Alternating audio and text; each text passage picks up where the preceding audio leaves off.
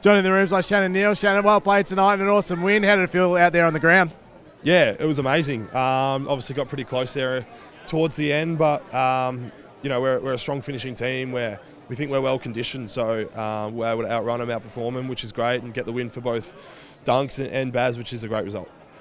Looked like a really fast-paced, aggressive style of game that we went out there and played tonight. Was that part of the plan, or was that just sort of what was available to us by the way the Dogs played as well? The Dogs want to play, sort of flick it around, keep the ball alive, so we sort of knew it was going to be quick and a hot ball, but we tried to limit that, and I thought we did really well for most part of the game, which is good. But yeah, so teams play so differently these days, and the game in general is getting quicker as well. But as I said, it was great to hold on there, and we were able to outrun them, which is great. And your own performance, able to kick 5 goals, get on the end of a couple in that last quarter, right in the crunch time as well. How exciting was that, and having the whole crowd behind you as well? That must have been a great moment. Yeah, it's always good to kick a few snags, but as a forward, you're a byproduct of what happens up the field. So the team performed really well. There's a lot of players that really stood up tonight, and just thankful for the boys for playing a good brand of footy and getting it down there. So credit to them and credit to each of the 23 that played tonight. And your partnership with Jez as well, he kicks another 6 tonight. How has that connection between the two of you developed over this season?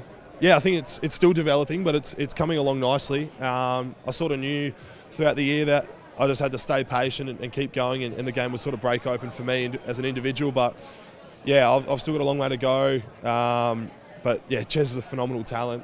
We kicked, it was a 7 last week and 6 this week, so we all know what he can do, and it's surreal to play alongside such an amazing player. And even when Pat's down there, like I said a couple of minutes ago, if you asked me a few years ago, I'd have Pat Dangerfield to my right and Jeremy Cameron to my left. I'd think you're an idiot. So I'm in a very fortunate spot at the moment. And just finally, just a comment on the milestone man, Mitch Duncan, and what he means to you and this football club as well.